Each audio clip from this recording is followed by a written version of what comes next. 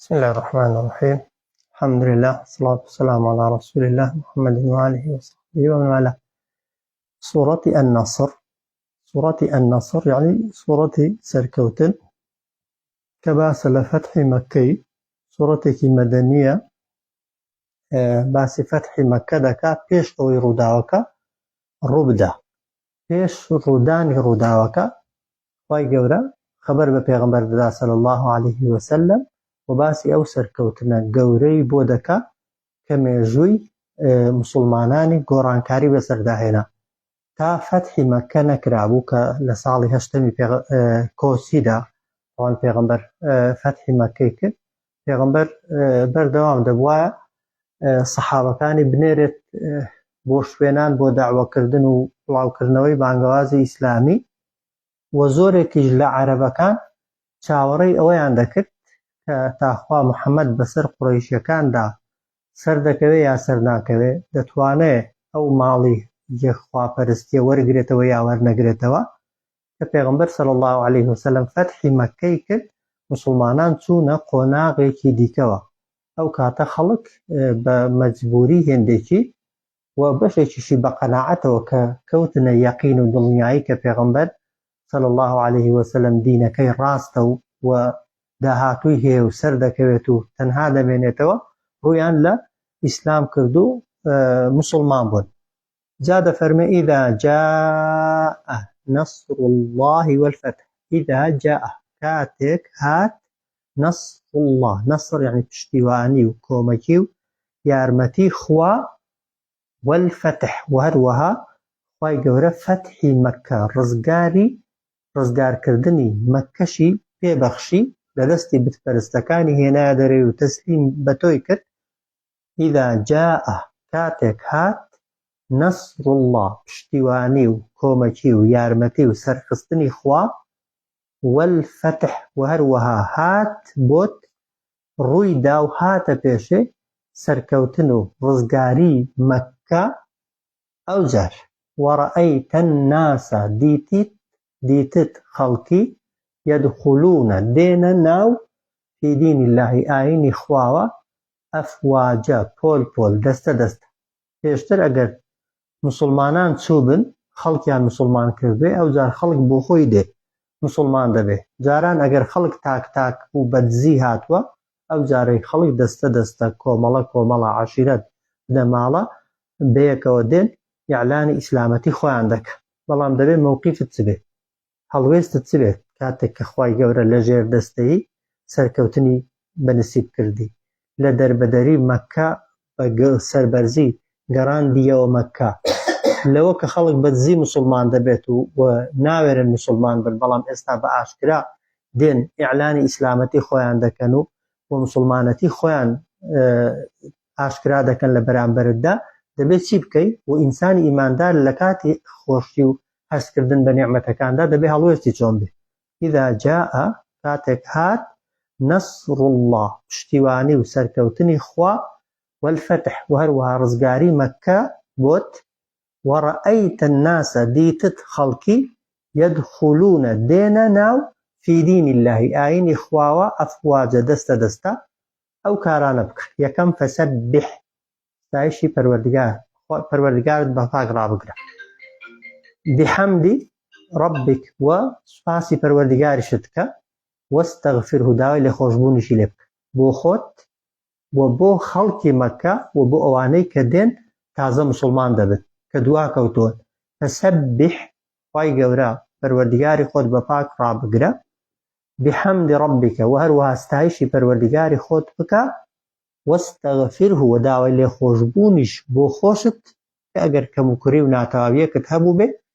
بکە، و هەروەها بۆ ئەو کەسانش کە تازە مسلمان دەبن داوای لێخۆشبوونیان بۆ بکە. ئینەهو بێگومان خوای تۆ پەروەردگاری تۆ کانە تەوابە زۆر تەوبە وەرگر و دەرگای تەوبەکەشی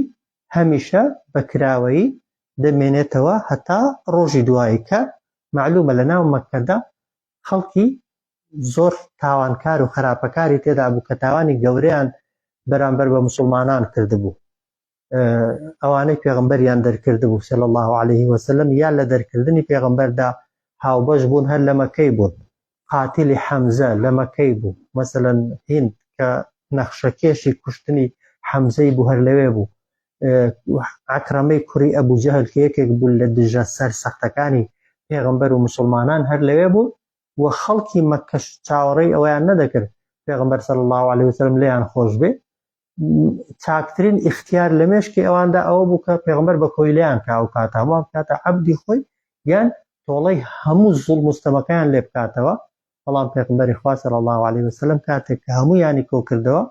فەرمووی اذهبوا وأنتم الطلقاء بڕۆن هەمووتان ئازاد بن و تەنانەت ئەوانەشی کە پێشتر قەراری دابوو لێیان خۆش نەبێ هەندێکیان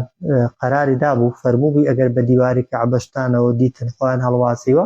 یان کوژن بەڵام لە نەتیجەدا هەندێک لەوانە وەحش و مەجموعەیەکیان ڕایان کردبوو بەڵام دواتر پێغەمبەر صلی الله عليه وسلم عەفوی بۆ ئەوانیش دەرکردو و پێغەمبەرش لێیان خۆش بوو و خوای گەورەش